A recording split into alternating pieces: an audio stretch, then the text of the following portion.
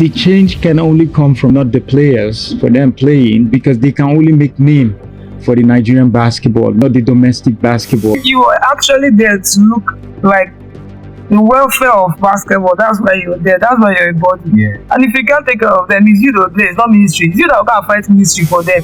As much as it is hard to talk about basketball development in Nigeria without mentioning the federation, I think it would be nice to just leave the federation out. Is that possible? It's like We we're are talking talking about of the crisis going development. on in Nigeria and say we should not talk about the federal leadership, government. the federal government. It's not You possible understand now. what I'm saying?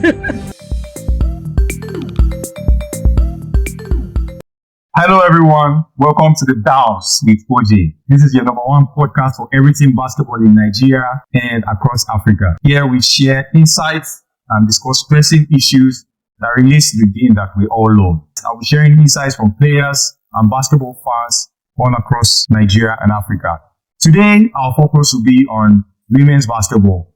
We'll be talking about the progress of our women's national team, the D Tigers, and as well, we'll be discussing how it relates with our women's basketball in the country. I'm privileged to have today some of the guests that will be sharing their insights and will be joining us on the discussion. To my left is Jennifer Oyega, one of the winning basketball team managers in Abuja and Nigeria. And to my right, we have Sharon. She's also a basketball person, a player, a grassroots coach, and she's also doing a lot of stuff in the basketball community. So my far right is Akpara. I hope I got the name correctly. One of the first point guards in Nigeria. It shouldn't be an unfamiliar face. I'll give them room to quickly introduce themselves. So we'll start with Jennifer. Hi, my name is Jennifer Oyega. Play basketball, but I'm done. Basically, that's it. Just managerial level right now. Okay. So just to add a few, she has a lot of trophies with Hotco where she was a team manager. She won about 8 trophies, and I think she has a record that a new manager would find it difficult to break. And to my right, Sharon, tell us a few things about yourself, your basketball experience so far. I've played a few teams in Nigeria. I've played Forest Bank. I am privileged to play for both conferences, the Savannah and the Atlantic. Presently, I'm playing in the Savannah conference. I played Nigerian Customs last season, but I'm trying something new this season, so watch out. So just to highlight a very key point, she has played in both conferences, and in Nigeria, only few players have been able to play in the Atlantic Conference and play in the Savannah Conference. Any player that tells you they played in both conferences, you should know or acknowledge that they did great. So, Apara. My name is Apara Akita, and I've played also in both conferences. I started my basketball journey with Bauchi Nets, and from there I just moved across the nation to Northern Warriors, and then back to Mark Mentors, and that's where I won my only championship with the Mentors, and then I finished with Kano Pillars of Kano. So I think that's just a little or brief about me. But as time goes on, you'll know much about me. Yeah, so like I said, he's one of the best point guards in Nigerian basketball history. And so I've played in the 2 topmost teams in Nigeria. You know, it shows how great he was during his playing days. And he's also one of the players that have played in both conferences. Played for the Down Warriors in the Atlantic Conference, a team based in Lagos. So today we're going to be talking about the Tigers, and we're going to dive straight into the conversation. You know, recently they participated in the 2024 Olympics that was hosted in Paris, and they finished in the quarterfinals, making them the first basketball team, male or female, to reach the quarterfinals. That's history.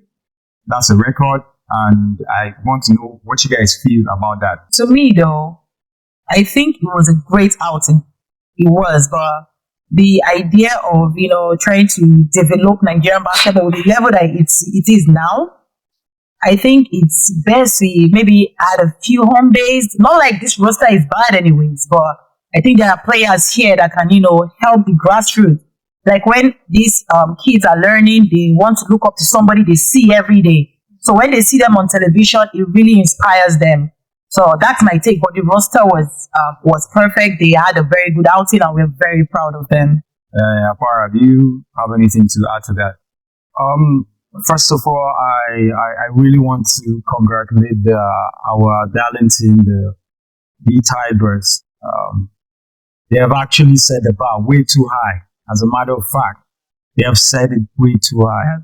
No one believed that they can play to that level or to that expectation. But as a matter of fact, it is what it is. And they showed us what they are capable of. And for me, with the team, I think it's a good one. It's a good one, but based on what is happening within our own structure of basketball in the nation, I think sometimes it discourages coaches to pick up a player from the domestic league. Yeah.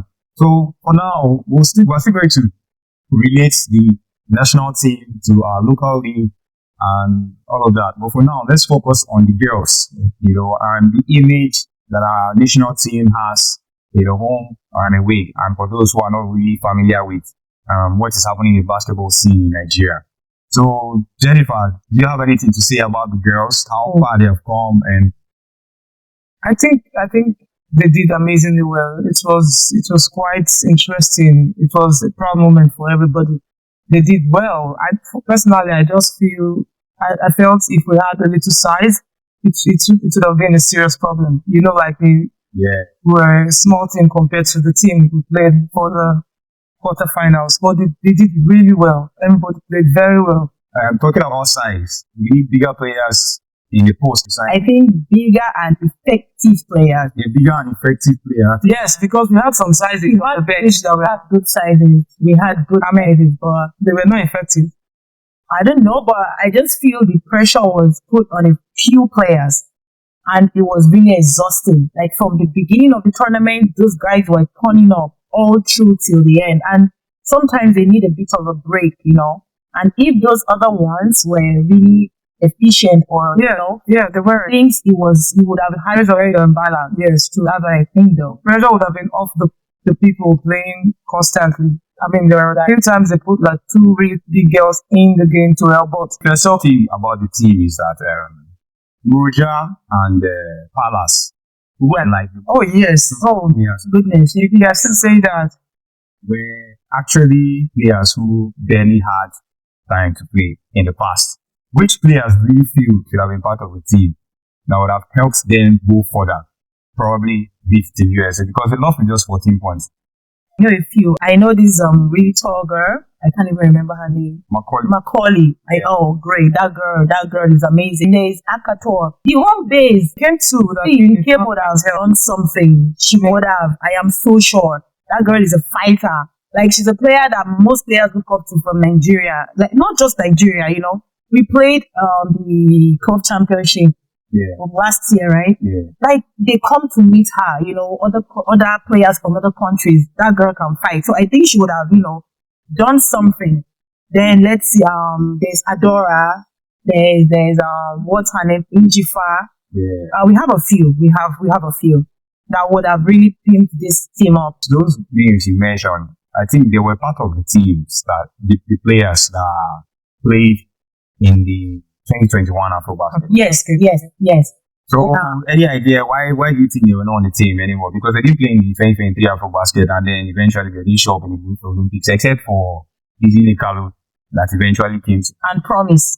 Yeah, Promise. Yeah. Any idea? What do you think? Why didn't they come up to the team? I cannot say for sure because, teams, they usually have their inside whatnot. But the exact thing, at least I know I saw a video some time ago about value and whatnot, but aside that, I'm not so sure of the exact thing. Tell me something little about this. I think some years back, about 2, 3 or 4 years back, those girls were writing to the federation about their money because I think they won the Afro basket and still qualify for Olympics as well. So I think they have so much outstanding Oh, the payments, state allowances paid. that the federation haven't yet paid them, and those group They came out got on social media. and some people were calling them the aggrieved group as well. Serious. Yeah, but I think those girls were standing up for themselves because obviously they put in work to get the nation where it should be. And as a matter of fact, if the nation did not take care of that, man, those girls were not coming back. But the way exactly, if we can have those girls, just as Sharon has spoken about them, Macaulay, Adora, Akato, I think if we can get 3 of them, I think it will reduce the pressure that is in Nakalu, Palas, Promise, and if we can have such caliber of players on the roster, trust me, we can compete at any kind of level as far as is basketball in this world. Because these are girls that are playing on a higher level of basketball, not just in wherever they are, but they are playing across the globe. They move around the world to play basketball. You know what I'm saying? So I believe if the federation can settle this little dispute and get these girls back on the roster, trust me, we can win this Afro tournament more than this Senegal that are shouting that they have won 7 straight. We can do 10 straight. As far as I'm concerned. Talking about unpaid allowances, you know, that's a story for another. But I don't know who is to blame, whether it's the ministry or the federation. But it is really sad, you know, that we're always having those kind of news come up. Okay, recently, after reaching the quarterfinals of the Olympics, the whole country is celebrating the Tigress. I think that's the team that went the farthest. So they are celebrating them like they didn't receive the medal. I know a lot of people that don't even play basketball, but because they know my interest in basketball and they have been reaching out to me and praising me, you know. So their success has really drawn a lot of attention to basketball. Yeah. You know, and now that we're beginning to get that little attention, we are now getting the news that some of the coaches were not paid their allowances. You know, so it's really sad that they are So now you blame the federation. But like I said, it's story for another day. So You were actually there to look like the welfare of basketball. That's why you're there. That's why you're a body. Yeah. And if you can't take care of them, it's you that there. It's not ministry. It's you that can't fight ministry for them. Okay. Yeah, down. Okay. So well, like I They said, said they are the middleman. Yes, down. it's supposed to bring Yes, you're supposed to take care of players. and the ministry. Well, maybe That's what money is good. What I think we need to understand this when it comes to Olympics, when it comes to all African game. Trust me, the ministry are in charge of such. Like I said, the story for another day. So let's leave that aside. Now, looking at the success of the Tigress, how does it translate to what is happening in women's basketball in Nigeria? The league is going to start, where women's basketball league in Nigeria is going to start on the 1st of September. And based on what the Tigress have achieved, a lot of people are assuming that basketball in Nigeria is superb. Like currently we are ranked 8th in the world. So if they are willing to judge us by that ranking, does it really translate to the same thing that is?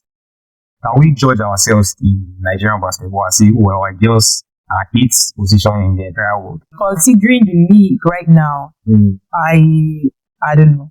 Because I know there was a time when the standard of the league was really rising. Like the 2016, 2017, 2018. Not even 2016, 17. We had high hopes, like serious hope. Everything was changing, you know. Even the presentation of the league was amazing. Yeah, like after a game, they see man of the match. You know, it gives these girls this. Everybody wants to play. Everybody wants give. You know, but right now, all those there are things that people look up to. They want to see something that this is what I am gaining I'm running a camp now for kids. Because of the Tigress, I saw two ladies. They brought their two little girls for me to coach them.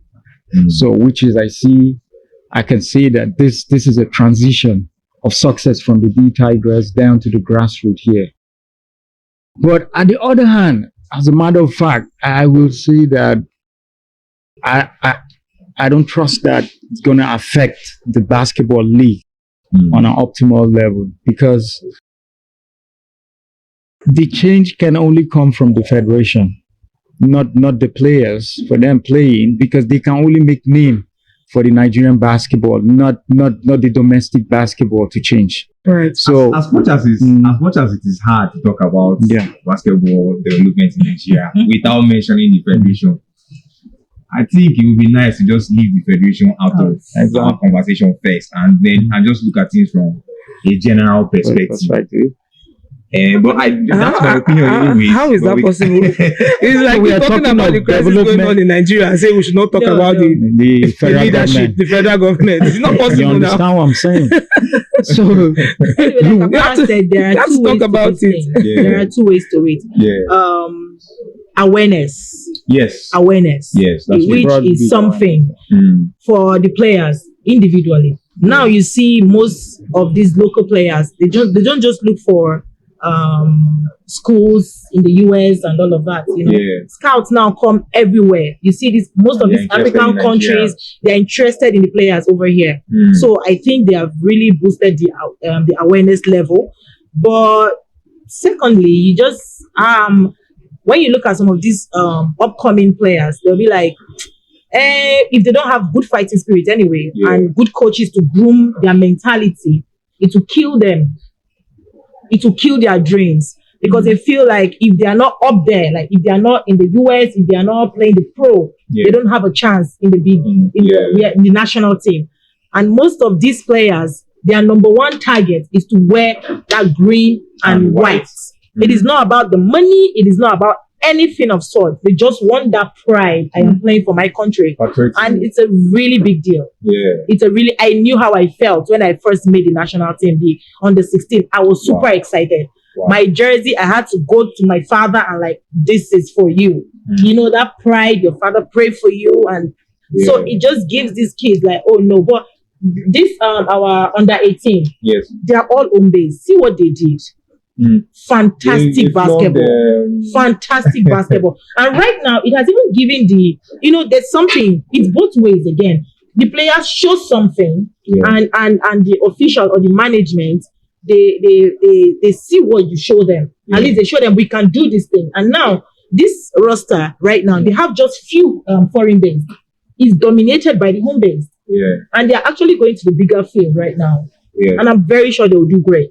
But me, I'll keep on. I'll still say this. You see, it only gives us awareness that there is basketball happening in Nigeria. You understand what I'm saying?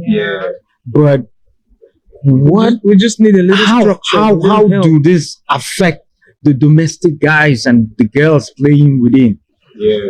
How do this awareness help them to grow? So because we can't sit and wait for junior national team before we start playing basketball or senior national team. So anything that is going on in basketball in Nigeria right now, it's just individuals doing it. Nobody is helping. It's just individuals. Like you don't see games to play. The league is coming next week just because they have to present a team that is going for the African. Yes, they have to. You have to submit a team. That's why if that wasn't going to happen, nobody will do any league for this country. So just individuals coming up, putting their money, running games. So because of that, if they give you a head coach, you will never want to go and pick a home-based player, right? Because she just go there and play a tournament for just 1-2 weeks. Yeah, when you have you don't trust the player like that. Yes, but so it is possible to say, or it is not out of place. To say that because the basketball structure in Nigeria is flawed. That's why we're having very few players play in the national team. Is it okay to say like that? I think, because from what you guys are saying, there's a huge gap between grassroots basketball and elite basketball. That's right. I don't know if I'm right. That's right. That's right. So at the junior national level, home-based players are dominating because there are plenty of grassroots basketball programs that individuals and organizations are organizing around. That's right. But then when it comes to the elite level, then our players are not playing enough games to be able to stand fit when into they go the out there. national team. That's when right. they go out. So now let's just talk about the basketball structure in Nigeria. Let's relate it to, let's say 5 years ago or 10 years ago, the structure of the league, and what we have now. Yeah. Okay, like Jennifer mentioned something about individual tournaments. Yeah. Most of these tournaments, you see grassroots players. Yeah. Most of them. Yeah. I can talk about Abuja right now.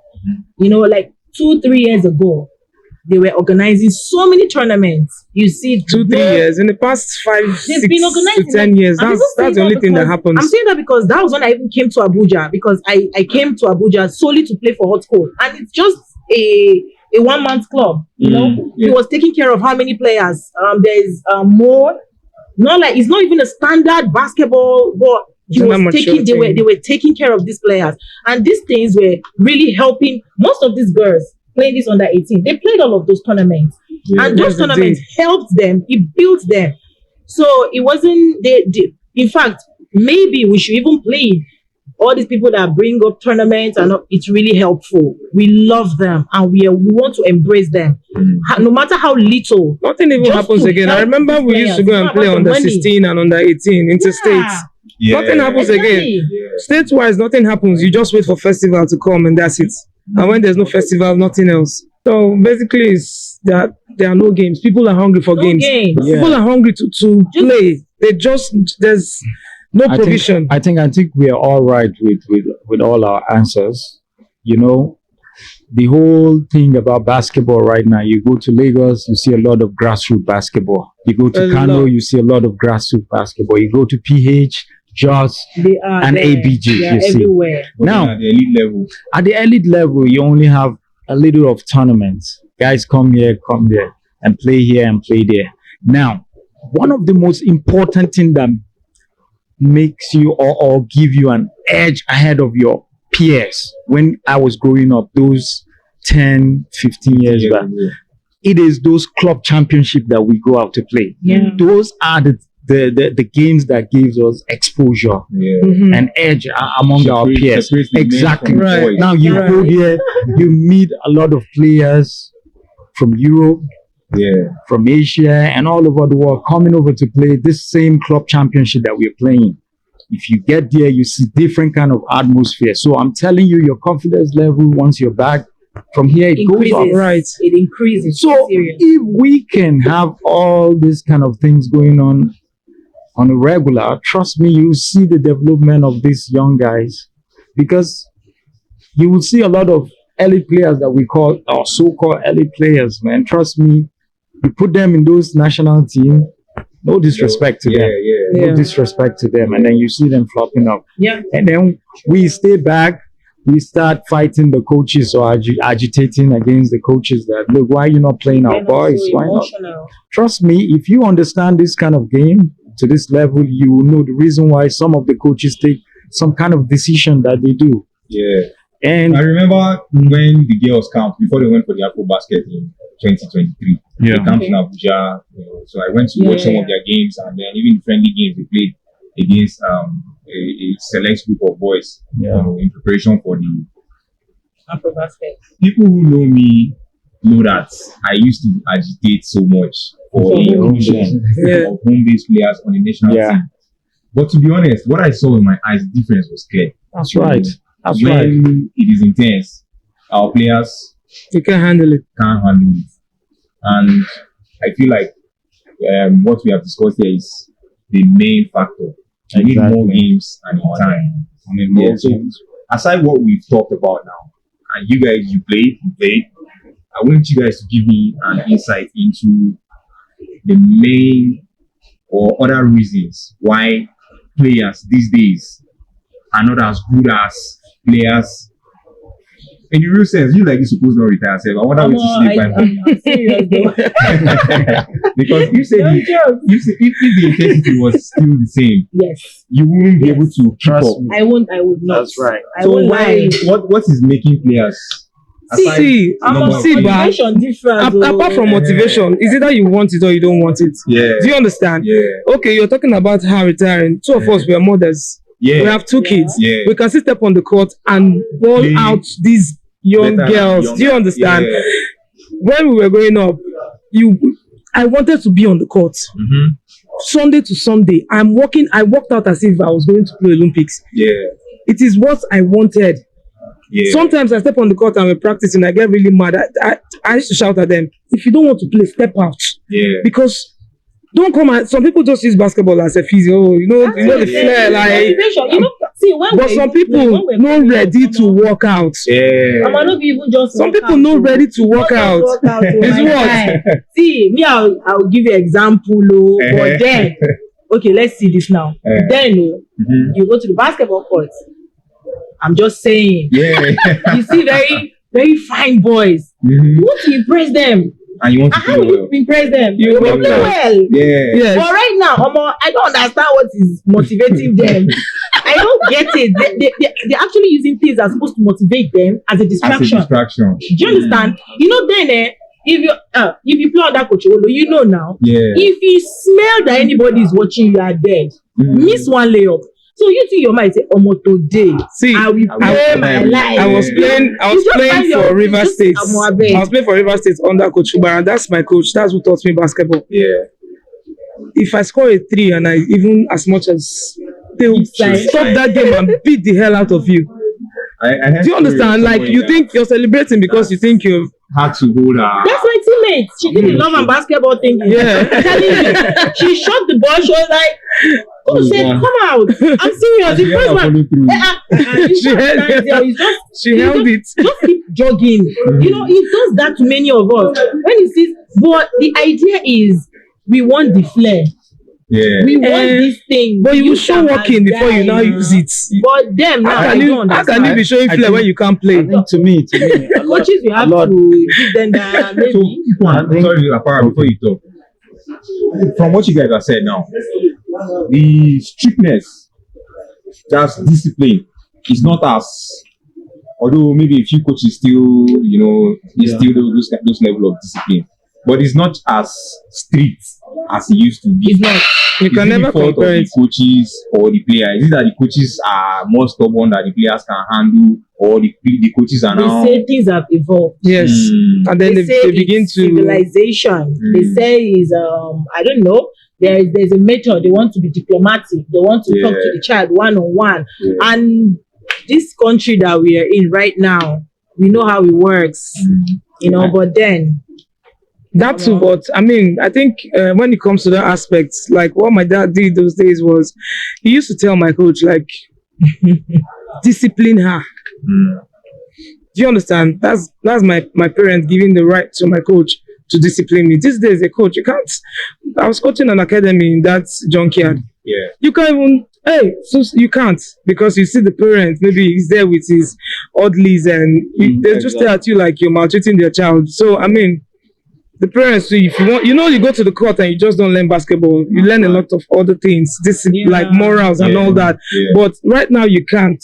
With some academies, you cannot. You just go straight to them. Oh, do your loading. Oh, come on, do your shooting and go. You can't talk to them. You can't. A child is acting not right. You can't tell the child. You can't parent the child as a coach. But my coach was my parent too. Yeah. Do you understand? I see my coach on the road outside the basketball court. If I'm misbehaving, I take off. Yeah, because Yes, because of this. Yes, off the court they are your So parents. I think as these days, your business with the coach is only on the court. Yes. No, our own never. It's not just on the court. What to do outside the court is So their your coach will business. coach you. Yes, only now. coach you Off the and court. on the Yes, court, now. they are coaching So our whole take here is that we lost moral. I think. Yeah, moral At some standard point, also he- dropped. yes, it dropped. It's another factor. So to wrap things up, then let's talk about the league this year that is going to start on the 1st of September. I'd like to have your takes. which team do you think is going to win this year's championship? My team. What's the name of your team? You're not knowing right now. But my team. Though. Okay. Because she's still playing. Yeah. You said your team. How can Watch out! That's the fun of it. No. So keep thinking. Just critical thinking. And why do you think your team will win? I said watch out. Not the suspense. Just to highlight it, her team is Royal Aces, the newest team in Abuja, the newest women team in Abuja. As a matter of fact, I can't trust them because I've never seen them. My opinion, we normally, one thing with Nigeria, we always have powerhouses when it comes to basketball. Yeah. So we always look at the First Bank. I'm not looking at any powerhouse right now. The Mountain of Fire. No powerhouse. Right now, no powerhouse. Right now, it's like basketball. Right now, I don't know. I'm not this team you just call. No jokes. They are amazing. Those are the powerhouse of basketball. They have experienced players. They have experienced coaching. Exactly. They are good. They have good organization. Hold on, you see these teams. But watch out, though. All right. I'm actually taking. Well, let me not see because if it's not my team, don't say please. But I haven't yet said my own yet. I'm about to say mine. I have friends. I have friends everywhere. But then you can't say. Let me not say. May the best team win. May the best team win. My team. Hey, Plateau Rocks. Let's go. Oh yeah. Okay, that's my home though. So everybody, let's go. But watch out for us. All right. So I hope you enjoyed this episode of The Bounce. For more episodes that will come up, please subscribe to Hood TV on YouTube and follow us on Instagram to get notifications.